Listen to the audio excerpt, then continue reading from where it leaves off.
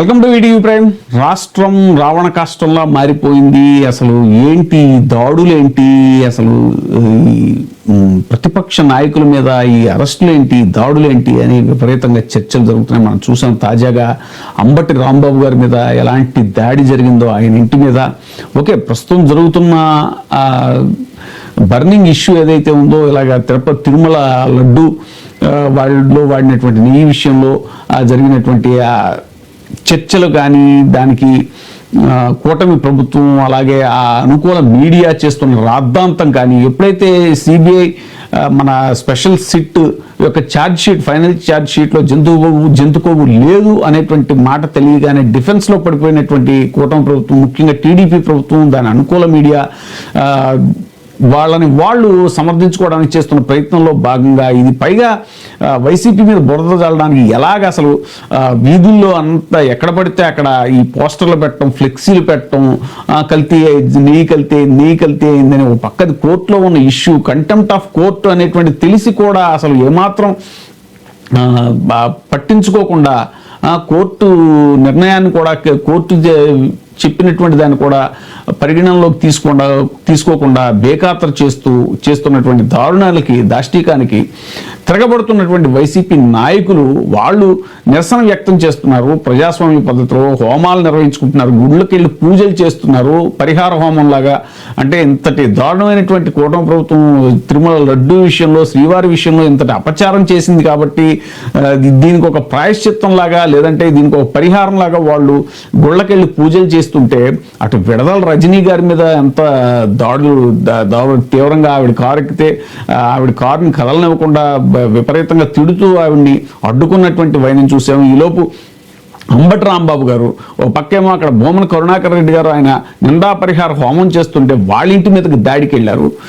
తాజాగా అంబటి రాంబాబు గారు ఆయన కూడా గుడికి వెళ్ళి ఆ పరిహారం, దాని తాలూకు ఆయన ప్రేయర్ ఏదో చేద్దాం స్వామికి అనేటువంటిది దేవుడి గుడికి వెళ్తుంటే ఆయన కారును అడ్డగించి కర్రలతోటి, పైగా ఆయన చాలా ఫిక్స్ అయ్యి వచ్చినట్టున్నారు, ఆయన మీద ఏదో అటాక్ చేయాలి, అసలు హత్యాయత్నమే చేయడానికి వచ్చారా అన్నట్టుగా ఇప్పుడు చర్చ జరుగుతుంది. ఆవిడెవరో ఎన్ఆర్ఐ స్వాతి రెడ్డి అట.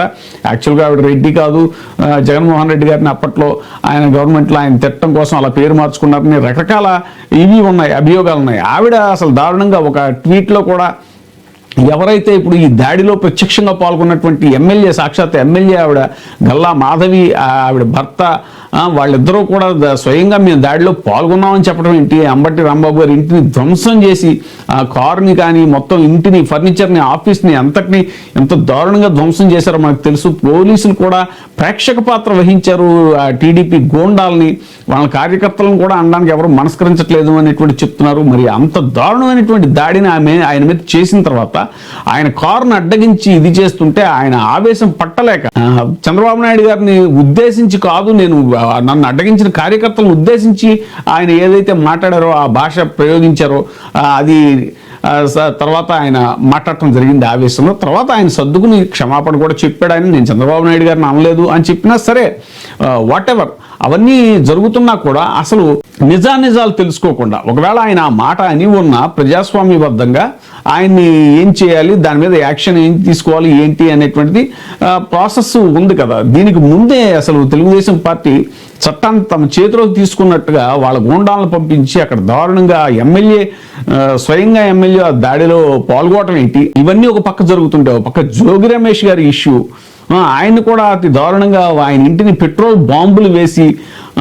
ఆయన ఇంట్లో లేని సమయంలో, ఆయన తండ్రి గారు కూడా ఇంట్లోనే ఉన్నారట, ఆయన అసలు పోలీసు డిపార్ట్మెంట్కి కూడా మొత్తం అందరికీ, ఎస్పీకి, ఐజీకి, వాళ్ళందరికీ లేఖలు కూడా రాశారట, నాకు ప్రొటెక్షన్, నాకు భద్రత కల్పించండి, ఇలాగా నా మీద దాడులు జరిగే అవకాశం ఉంది అని చెప్పినా కూడా పోలీస్ డిపార్ట్మెంట్ నుంచి ఏ రకమైనటువంటి స్పందన లేకపోవడం, ఇక ఈలోపు చాలా అత్యంత దారుణంగా ఆయన ఇంటి మీద రాళ్లు విసరడం, పెట్రోల్ బాంబులు విసరడం, ఇవన్నీ చేశారు.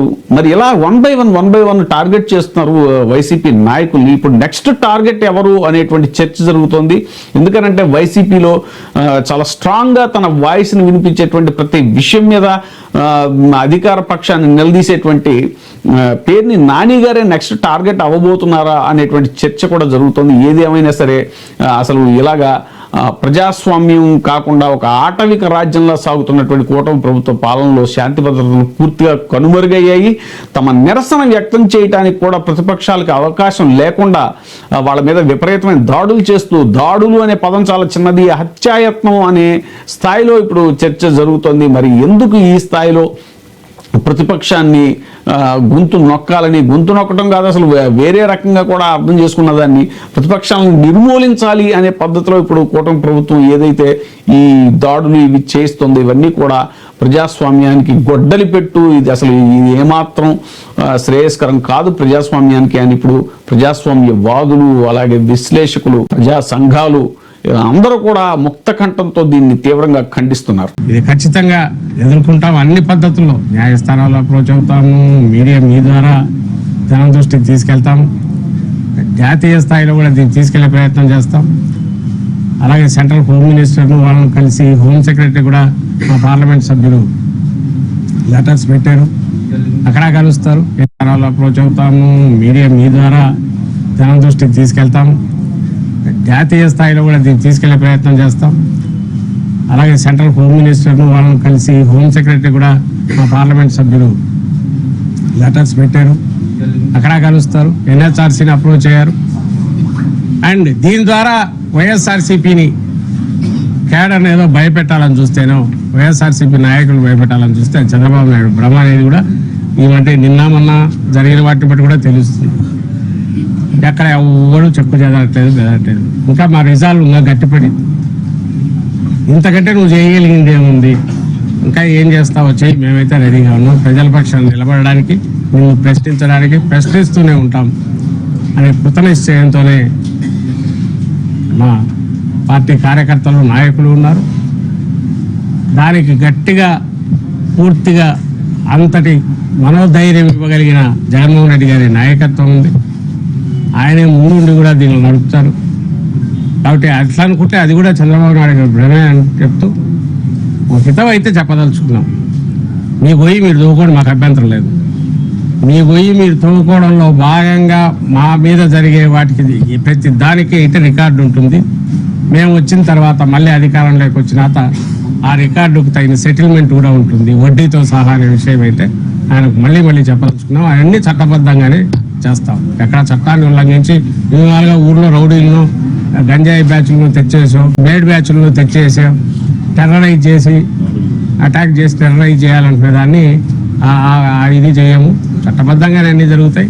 మీ మీద అన్ని రకాల కేసులు పెట్టి ఏ రకంగా చేయాలి మాకు తెలుసు. ఒకవేళ మాకు తెలియని ఉంటే మీరు నేర్పిస్తున్నారు కాబట్టి ఖచ్చితంగా మీకు రిటర్న్ గిఫ్ట్ అనేది ఖచ్చితంగా ఉంటుంది. మీ అందరికీ చంద్రబాబు నాయుడు గారికి చెప్తూ మరోసారి చెప్తున్నాము, ఎవ్వరూ ఎక్కడా బెదరట్లేదు, కేడర్ బెదరట్లేదు, నాయకులు బెదరట్లేదు. కృత నిశ్చయంతో ఉన్నాం. ప్రజల పక్షాన పార్టీ ఉంటుంది. ఇప్పుడు కూడా ప్రజల అంశాలను బయటకే తెస్తాం. ఈయన ఎన్ని అడ్డంకులు క్రియేట్ చేసినా వీటి పక్క ఫైట్ చేస్తూనే ప్రజలు ఎదుర్కొంటున్న సమస్యలన్నిటి మీద వైఎస్ఆర్ కాంగ్రెస్ పార్టీ ముందుండి పోరాడుతుందనే విషయం మరోసారి అందరికీ చెప్తూ సెలవు.